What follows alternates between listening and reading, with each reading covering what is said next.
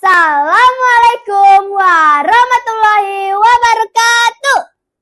Duri yang berduri di pohon bok nanti, dewan juri yang saya hormati. Dan halo teman-teman semua, apa kabarnya? Alhamdulillah, saya hadir di sini akan bercerita. Cerita legenda yang berjudul Legenda Batu Menangis.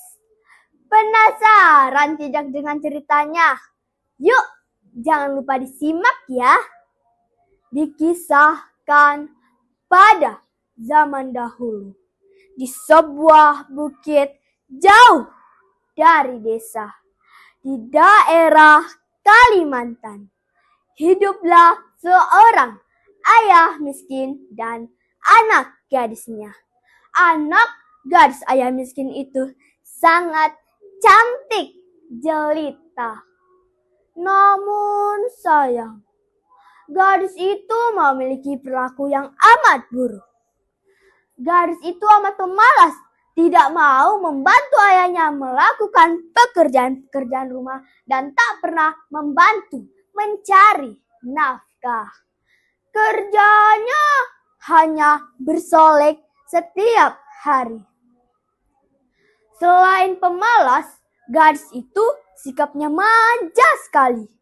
Segala permintaannya harus dituruti.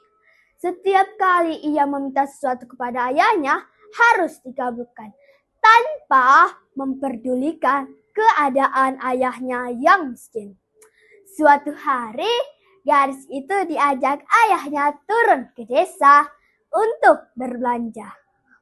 Gadis itu berkata, "Aku akan ikut ayah ke pasar asalkan ayah berjalan belakangku ya." "Emangnya kenapa, Nak?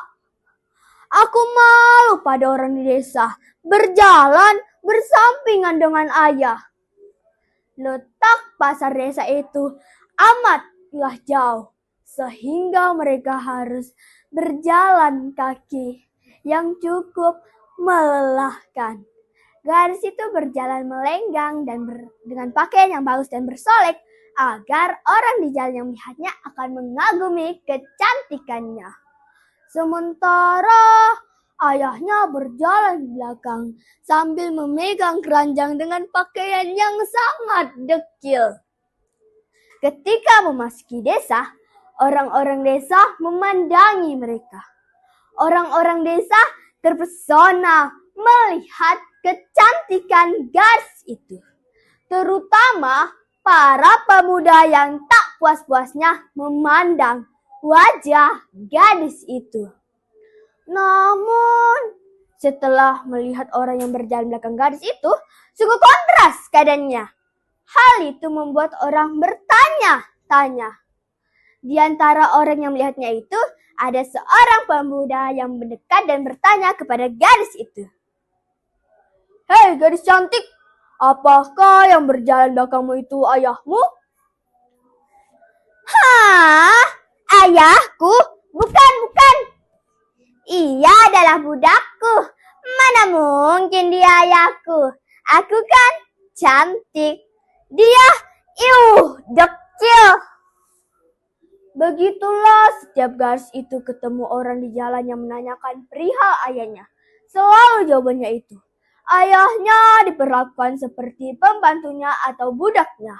Pada awalnya, mendengar jawaban gadis yang durhaka jika ditanya orang, sang ayah masih dapat menahan dirinya.